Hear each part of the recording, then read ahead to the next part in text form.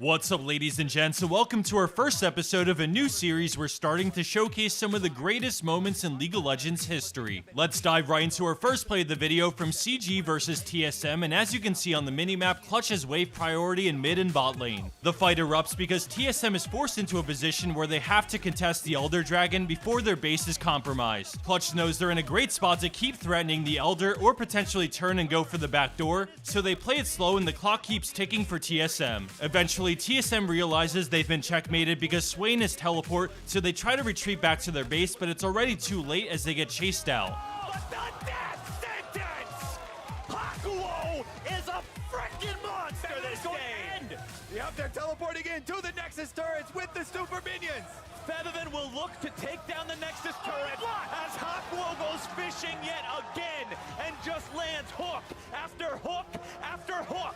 And Featherman will seal the deal onto Nexus turret number 1, the second, soon to suffer the same fate. Very long death timers on multiple members of TSM. The Nexus is low, the team is down, and Clutch. This play is a great example of when fantastic setup meets perfect execution, and because of it, CG takes the Game 2 win against TSM in the quarterfinals. Our number 9 play comes from an epic clash between CLG and RNG at the 2016 Mid-Season Invitational. I'm gonna let this play out and I'll be back to break it down more in depth for you. Does get Mata, the dragon goes down and secured by Xmithy. That is the first one for them. Can they do it? Can you believe? Do you have the faith in CLG? Because they just secured 3. Looking for 4. Looking for it. And can they end on this one? Let's rewind that, and this time keep your eyes on Xmithy's Kindred as he hops over the wall and drops his ultimate to deny MLXG's smite from securing it. CLG is losing this game hard with 2 inhibs down, but this dragon steal is where the tides start to turn in favor of CLG. To provide some context on the era of League we're watching, this MSI happened a little more than half a year after Kindred had come out. Many people thought Kindred was super underwhelming, and around this time more and more people were figuring out the power behind the Champions kit.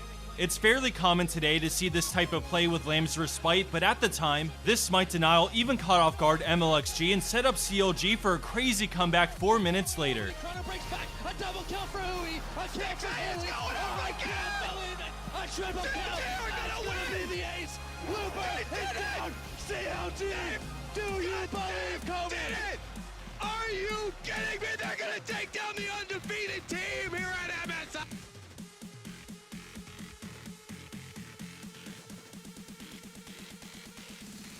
Our next play in the lineup showcases one of the best level 1 invades that really caught me by surprise when I watched it a few years back. While this play doesn't have the technicality or importance of the last 2, it's honestly such a great moment and something you rarely ever see in pro matches today.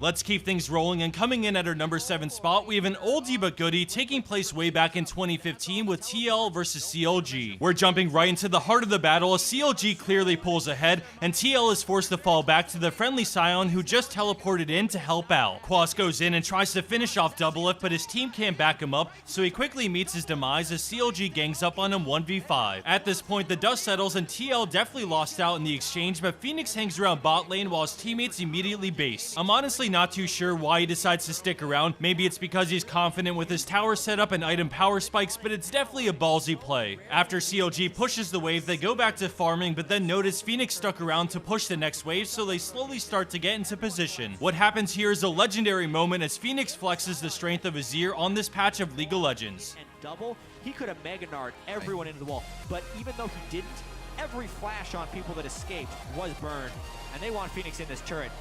Oh boy. Pretty strong though. What's he gonna do? Oh, he got 2! He's gonna get a triple kill! A quadra kill! An amazing play by Phoenix on Azir! The legacy of Shurima is real. Coming in at number 6, we have some super quick thinking from the man, the myth, the legend, Soaz. His tower went down early, so SKT springs into action to gank the longest lane. With both SKT players having Flash and Lightning Rush down, this should be free, right? Soaz has to burn it preemptively, and he guesses right. Biggie goes the wrong way. Soaz goes back in on the Marin, and the stun is still available. The Q comes in, gets some damage down, but where's his team gonna be? There's no one around right now. He's still running away through the wards. Pops summoner teleport. And goes is a god.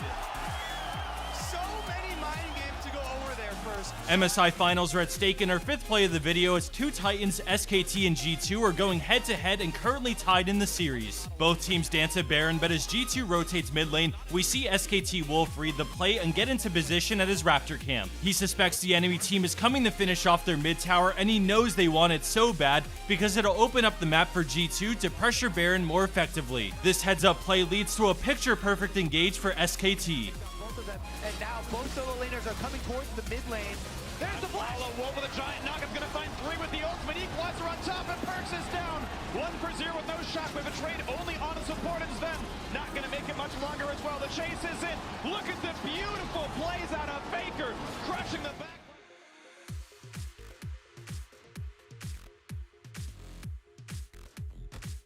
Let's go back and watch that engage one more time as the trap is set and G2 walking completely caught by surprise. Wolf flashes over the wall, immediately landing the 3-man route into a perfect ult as Rumble's equalizer comes down and Faker flanks on Ahri. Thanks to SKT's support, they net the full ace and Baron as well. Teleporting his way into 4th place, we have Froggen playing for EG during the early stages of EU LCS. Admittedly, his team is pretty far ahead, but they definitely overstep, giving Fnatic the best engage they could ask for. Froggen wastes no time and immediately ults, going for the back doors. His team loses the fight, but he's already working towards the Nexus. As soon as they can, Fnatic rush back to defend their base, but Froggen has some tricks up his sleeve as he tries to bring home the win for EG. He's not going to be able to quite get this. Nexus surely to God. He can't get away to this one. He's going to get taken down. The minions are on the Nexus. He does go down, but the minions are going to take it. He's got it. I do not believe what Froggen just did. He's just done a Peke on Peke. Evil Genius have lost it. Look at this. Our number 3 spot in today's video features a legendary moment from the 2016 World Semifinals. We see Ashe and Karma pushing the top lane as fights break out around the map, both teams netting 1 kill. Rox's AD carry Prey has his eyes glued to the bot lane because he knows Echo is the only one with teleport on SKT's team. He goes for the Hail Mary play, firing off his enchanted crystal arrow across the map as they continue to push, and then the magic happens. It somehow finds Duke and interrupts his teleport at the last second. Instantly, we see Rox capitalize on the massive tempo advantage, teleporting Smeb in to help secure the win.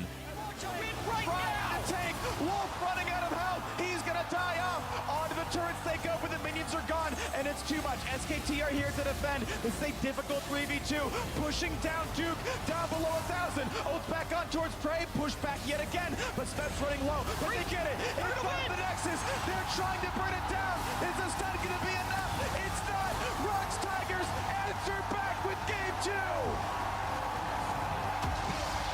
They even got the pick off on Bang. Rox doesn't actually have to stop pushing right now. They can delay the recalls. The arrows. Look at the arrow. He can teleport. He's gonna stop it. He stopped Duke, which means they can push. It's now on Wolf. Just shy of our number 1 spot, we have an insane mechanical outplay from Bjergsen on Zed. Let's watch the play unfold at normal speed, and I'll be back to break it down more in depth.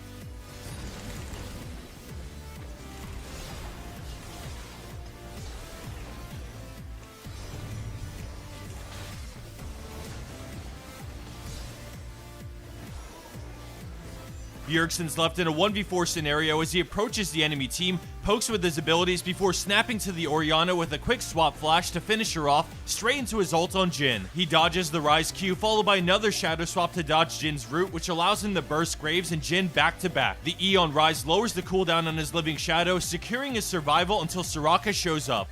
The Lee Sin in chat says it all. And for our number 1 pro play for this video, we of course have the Xpeke Kassadin backdoor that might be one of the most remembered moments in pro player history across any game. For the first episode of this series, we felt this was the most fitting number 1 play, and in future episodes we'll probably try to focus on more lesser known moments. But for this one, we just had to feature Xpeke and many of the greats. Back into the play now, we're 55 minutes into the match and Fnatic run it down mid, thinking they've ended this game by killing Elise and Ezreal. A quick look at the minimap shows how chaotic things have been, with both teams walking a fine line between winning and losing. Xpeke's team bites off more than they can chew, and their greed backfires as they get denied from winning the game. As most of us know, Xpeke makes the ultra clutch decision to hide in the jungle as SK counter pushes, thinking the game's over. Honestly, I don't want to ruin the pure hype and nostalgia behind this play. Hearing the commentators go wild is an absolute treat. Without further ado, please sit back, relax, and enjoy, and I'll be back soon for the bonus clip after this play comes to an end. To finish the job. But Candy Panda took down Soaz. That means there's going to be a 70-second spawn timer. There's super minions, a massive wave of them going towards the Nexus turret right now. Fnatic have to get back and deal with them. Meanwhile, you can see that SK Gaming are just keeping them delayed. They've got 2 inhibitors down, and they're just going to pile straight up towards those super minions in the base. You can see there's coming in there. Peke is definitely up towards the Nexus. Kevin is going to be able to go towards him. He's trying to do it, but meanwhile, they're in the base. Yellowstar's trying to defend them in the base. Peke is trying to take the Nexus down. Is anyone going to be able to deal with this one? Catches him with another axe. He's very low. They're pushing on the Nexus to his fingers. Peke's activated. I do not believe it. Peke's stuck in there. Catching it. Takes down the Nexus. But now he can go crazy. That game was amazing. That was the best. Our bonus clip of today's episode features a cheeky move during a level 1 invade. I wanted to take a few moments to give my closing thoughts on this video and to talk about what our vision is for this series. We're hoping to make more top 10s like this, maybe 2 times a month, each episode honoring 10 more spectacular moments in League of Legends history. The end goal is to have a collection of the greatest moments archived on YouTube and compiled in a way that's enjoyable for people to watch for years to come. Whether you're new here, have been watching us for years, or maybe found our channel recently, I ask that you please give this video a thumbs up and subscribe if you enjoyed it. We don't really do like goals or anything like that, but we're looking closely at the feedback from our viewers, and if people really enjoyed this, we will definitely continue. That's about it for our first episode, so until next time, take care and I hope you have a wonderful day.